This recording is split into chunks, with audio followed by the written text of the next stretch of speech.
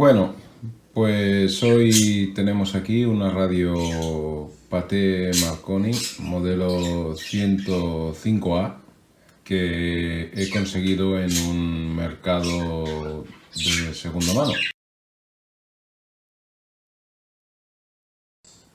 Por la parte de atrás parece que está bastante bien. El hilo está para cambiar totalmente porque como vemos está roto, no tiene ni clavija, pero bueno, así de repente parece que está bastante enterita. Pues bueno, lo hemos abierto y como vemos hay una considerable cantidad de porquería, que esto lo podemos arreglar. Por otro lado vemos, aquí están dos válvulas. Esto de aquí me da que es la rectificadora y esto de aquí es una resistencia para la tensión, supongo, de los filamentos, o no lo sé, pero parece una resistencia bobinada. Por lo demás, aquí está la luz, la lámpara del dial, que veo que han arrancado uno de los hilos, y vamos a seguir echándole un ojo a desmontarlo, a ver si vamos encontrando algo más. Esto se mueve, parece que la válvula está bien, pero algo pasa con el zócalo. Vamos a sacarlo a ver qué pasa. Pues hemos sacado el chasis de la caja. Como veis, la caja está llena de porquería, pero esto se puede limpiar. Y el chasis está bastante bien. Está sucio, asqueroso, pero está bastante bien. La válvula que se movía es esta de aquí, que parece que lo único que ha ocurrido es que se ha salido de este zócalo, pero nada más. O sea que parece ser que tenemos válvula. Por lo demás, esto está roto definitivamente, algo habrá que verlo, sobre todo esto de aquí, pero esto es una resistencia, o sea que no le veo mayor problema, podremos buscarle otra. Lo demás, pues parece bastante intacto, sucio, pero bastante intacto. Y si miramos por debajo, pues parece que no falta nada. Este condensador electrolítico parece como si no fuera antiguo, como si no fuera original. Aquí hay alguna cosa, bueno, ya veremos. Pero bueno, de momento parece que no falta nada y no está muy deteriorado. Pues hemos dejado, creo que bastante limpio el chasis. He sacado los tubos y también los he limpiado, pero vamos, aquí de la porquería que había antes queda bien poco. Una cosa que he visto es que el altavoz está roto. Este altavoz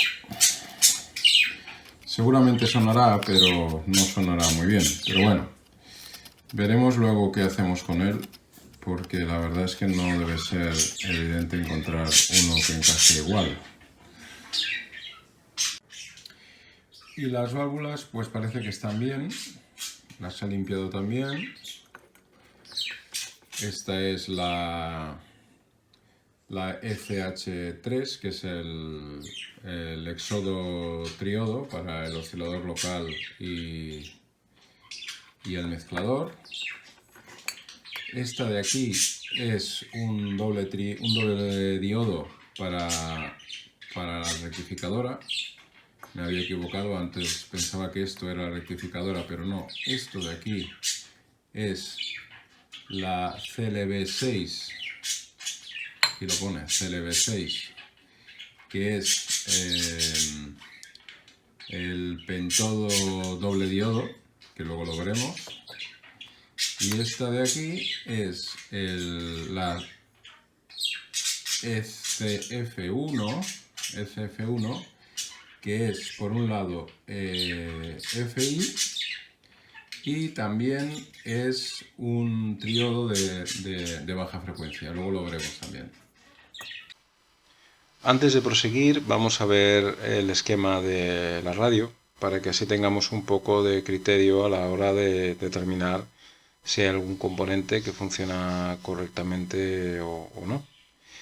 Entonces, bueno, como vemos aquí, tenemos a la izquierda la entrada de la antena que va a un conmutador para la selección de las tres bandas de radiofrecuencia. Por un lado la onda larga, onda media y onda corta. A la salida de este selector, el segundo conmutador, está conectada la rejilla de la primera válvula, que es un exodo, que tiene una doble función. Por un lado es el primer amplificador de radiofrecuencia y por otro lado es el mezclador.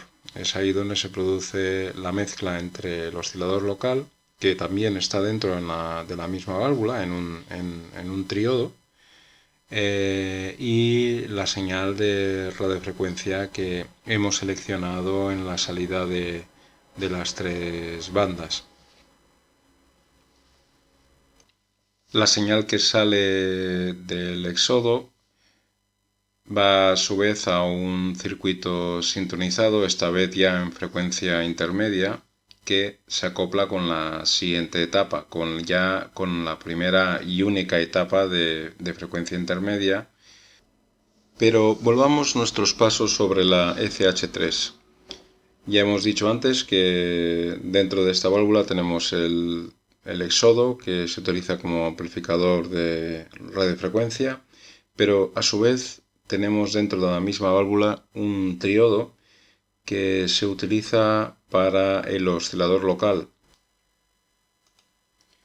La frecuencia del oscilador local va a ser siempre la de la emisora que deseamos sintonizar menos la frecuencia intermedia.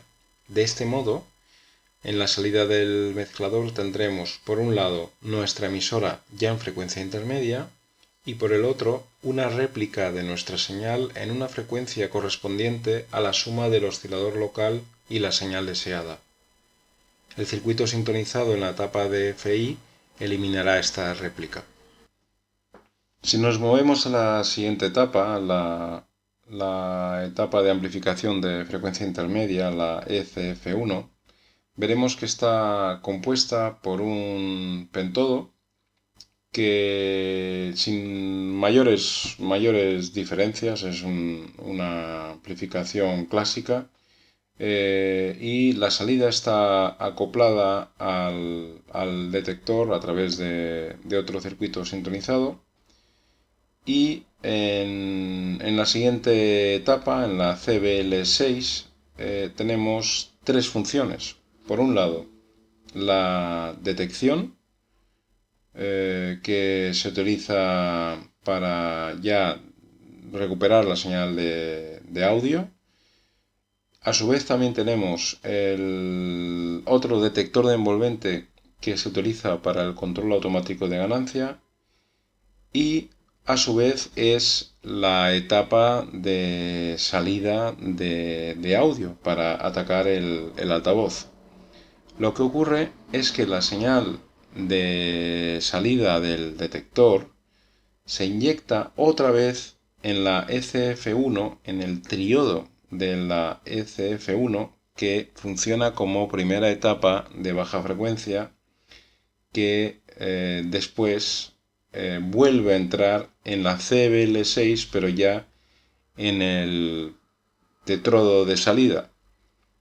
Como comentábamos antes, la última etapa, la CBL6, contiene dos diodos. Uno de ellos se utiliza para generar el control automático de ganancia, que genera un voltaje que es proporcional a la media de la señal recibida, y esto se utiliza para compensar la ganancia de la primera etapa de radiofrecuencia y también la etapa de frecuencia intermedia, como podemos ver. Por último tenemos el circuito de alimentación. La entrada de la red va directamente al CY2, a un diodo rectificador y a un filtro en pi compuesto por C23, un inductor y C22, ambos de 50 microfaradios. Hay que tener en cuenta que este receptor, como era relativamente habitual en aquella época, no tiene ningún tipo de aislamiento galvánico entre la entrada de red y el chasis. Significa que nosotros tenemos que utilizar un transformador de aislamiento o tener especial cuidado en el momento de conectarlo a la red.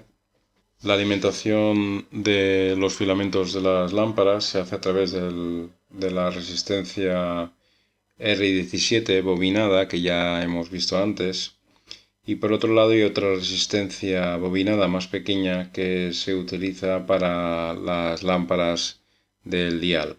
Esta resistencia más pequeña es la que hemos visto que estaba rota dentro de las resistencias bobinadas y por lo tanto la tendremos que reemplazar.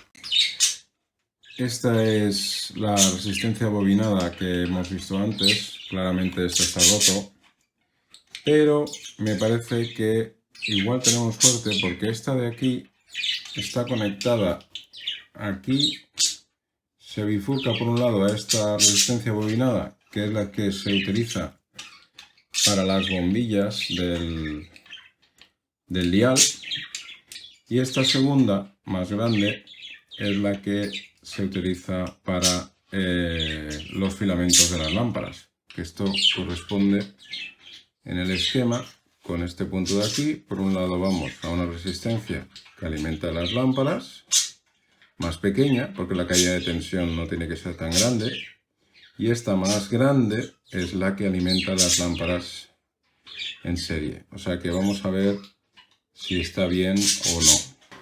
En principio, si verificamos este circuito de aquí y todo está bien, al conectar la corriente aquí, deberíamos tener aquí corriente continua y polarización de los filamentos.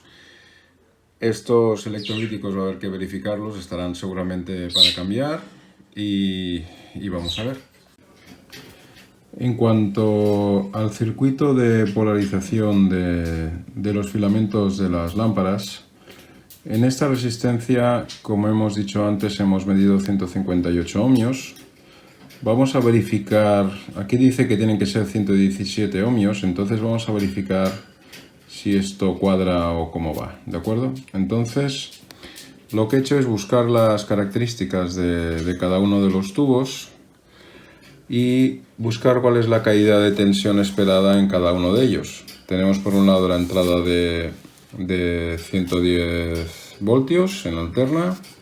Hemos medido esta resistencia de 158 ohmios y estas son las respectivas caídas de tensión en cada uno de los tubos según las características del fabricante. Por lo tanto, podemos calcular de manera bastante sencilla cuál debería ser la resistencia de polarización que deberíamos usar. Esta resistencia sería la diferencia entre la caída de tensión que queremos que haya en la resistencia, que sería el voltaje de entrada, los 110 voltios, menos la suma de las diferentes tensiones de filamento, dividido por la corriente de filamento, que también por las especificaciones sabemos que es de 200 miliamperios. Si hacemos este cálculo de aquí, nos da exactamente 117 ohmios, que es lo que dice el fabricante. Por lo tanto, yo espero que si realmente son 158 ohmios lo que hay, pues que a lo mejor está un poco por debajo de los 6,3 voltios y no sé si habrá que retocar algo. Lo miraremos. Hemos vuelto a montar las válvulas porque si no lo montamos todo no podemos comprobar las tensiones de filamento. También podremos comprobar el rectificador y empezar a poner en marcha el receptor. Estoy también cambiando el cable de red porque estaba todo podrido. Y bueno, he conseguido sacar el amarre y ahora voy a ver si sueldo aquí porque está un poquito delicado. Bueno, pues le hemos cambiado el cable de red, le hemos puesto este cablecito nuevo. Aquí se ven los condensadores electrolíticos, que ya se ve que hay que cambiarlos clarísimamente. Me sigue llamando la atención este azul porque parece más moderno, no sé. Vamos a ir viendo. Pues parece que tenemos algún problema, porque antes de conectarlo a la corriente, he conectado el ómetro entre aquí y aquí con el interruptor cerrado. Si esto funcionara bien, lo que deberíamos ver con el ómetro sería, por un lado, la resistencia de todos los filamentos en serie con la resistencia de polarización. Deberíamos ver esta resistencia y se ve en circuito abierto. O sea que hay algún problema con este circuito de aquí, que es lo primero que tiene que empezar a funcionar antes de ponerle corriente. Pues parece que este interruptor de aquí, que es el que se acciona al girar el potenciómetro, no funciona bien. Parece ser que aunque hace clac clac, se abre y se cierra, pero midiéndolo aquí no hay continuidad. Después de cortocircuitar este interruptor para que hubiera continuidad, he verificado que no hay continuidad en este circuito de aquí, que es lo primero que había que comprobar. Y entonces he ido comprobando cada uno de los filamentos de las lámparas y he visto que la lámpara CBL6